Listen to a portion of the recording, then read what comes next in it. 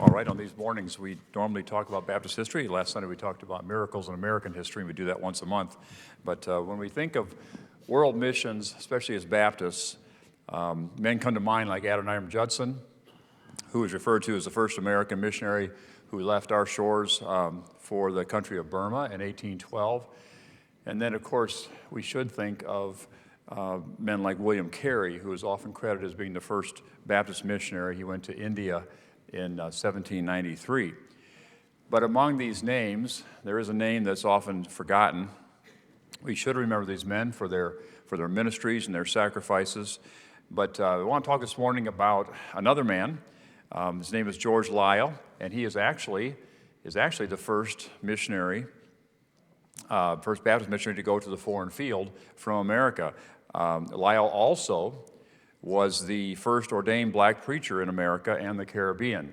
10 years before Carey left for India and 33 years before Judson sailed for Burma, George Leile worked as a pastor and an educator among the people of Jamaica. And to him goes the distinction of being the first Baptist missionary from America. So who was George Leile? We want to talk about him this morning and introduce you to him and his story. George Leile was born in 1750 as a slave in, I believe, South Carolina. As a teenager, he was saved, and he attended church with his master, Henry Sharp. And there he later wrote of his salvation experience. He said, "I saw my condemnation in my own heart, and I found no way wherein I could escape the damnation of hell, only through the merits of my dying Lord and Savior, Jesus Christ." He was taught to read kind of secretly because that wasn't really allowed among the slave population in South Carolina. He was taught to read the Bible by one of his master's friends who was a Baptist preacher. And eventually, the master and these fellow preachers were so impressed with Leile that they licensed him to preach and to preach the gospel among his slaves, slave friends. And he went around the area making deals with the plantation owners, and he would tell them, I'm not here to promote sedition or to get the slaves riled up. I'm here to preach the gospel, and if you'd allow me to preach the gospel, I'll make sure that there's going to be no rebellion or there won't be any problems like that. And so he did. Many slave owners allowed him to do that, and he organized his first conference into a church called the Silver Bluffs Baptist Church in Beach Island, South Carolina in 1773. And this is considered the first black congregation in America. Later, he and his owner, Henry Sharp, would move to Savannah, Georgia, just before the Revolutionary War. And when Sharp realized that his slave was called of God, he said this: he was going to emancipate this stirring preacher so he might give himself wholly to the preaching of the gospel to the people of color. And now Leile was free to travel undeterred, unfettered, and he did. One of his early converts, a man named Andrew Bryan, was so influential that he was given permission to build several churches on the different plantations for the people that he was leading to the Lord.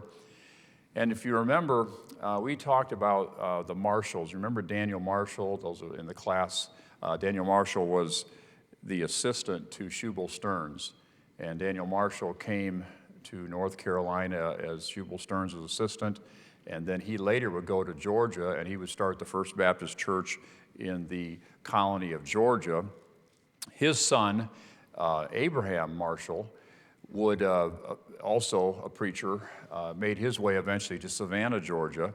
And it was there that Abraham Marshall was able to baptize 45 believers that George Leile and Andrew Bryan had led to the Lord. He formed them into a church, and he ordained Andrew Bryan as their pastor, and the church was called the First African Baptist Church of Savannah.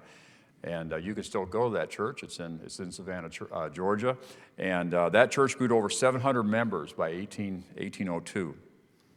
So these were wonderful men being powerfully used of God in these days. But it wasn't easy, as you can imagine, being a slave or a former slave in that era in our country's history. I'll give you an example. One of the members of Bryan's church, a man named Henry Cunningham, was saved, called of God to preach. And a church in Philadelphia called him to be their pastor. Well, he still was a slave. That was the problem. And his master would not emancipate him. This is early 1800s. And the master was asked if he could go to Philadelphia, and would he allow him to raise the money to send back to the master to purchase his freedom. Again, the owner refused. And finally, two friends of Cunningham, two white men actually, asked the owner if he would allow them to be slaves for a time in his place, so he could go to Philadelphia and he would raise the needed funds and he would send them back. And the owner finally agreed. So very interesting times, isn't it? And so they agreed to be slaves in his place while he went to follow the Lord's leading in Philadelphia. And that's exactly what that story is. Exactly what happened. He raised the funds, he sent them back, and those two men were eventually freed. But as the little church in Savannah grew, so did the persecution, as we've alluded to. Leile was actually placed in prison for a time, but to him, this was just a change of audience for him to preach to.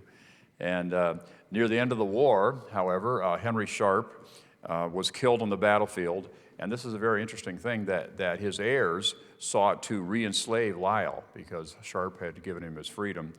And rather than risk enslavement again, and this time with people that were unsaved, he made arrangements with the British near the end of the war to have them help him get to Kingston, Jamaica. And in 1782, he and his wife and 4 children and 4 men who were helping him, they emigrated to Jamaica. Now, you can imagine that he attracted great attention in Jamaica. Here's an ex-slave, an American, and coming to Jamaica. And he saw hundreds of enslaved Africans there in Jamaica saved and baptized. And he would gather a group when he found enough members and someone to lead them. He would organize a church and set them up under a covenant. And he started many churches in Jamaica. So he actually is credited, of course, with starting the first black Baptist church, and maybe actually the first Baptist church in Jamaica on that island. So he was persecuted there as well. One time he was in prison for 3 years as the charge was stirring up the people to sedition. And these were very serious times. He escaped the hangman's noose, but one of his pastor friends was actually hanged in that situation. And but despite the laws that forbade them to preach the gospel to slaves, he preached, continued to preach year after year, and he baptized hundreds, again, organizing them to churches. By 1814, when he died, he had seen over 8,000 people saved and baptized and members of Baptist churches in Jamaica. Just an amazing ministry there in Jamaica.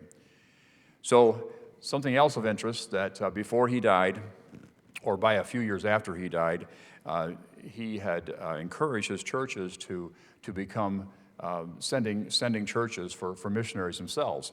And so by 1842, more than 50 missionaries had been sent from these Jamaican churches back to the continent of Africa, specifically the area of Sierra Leone.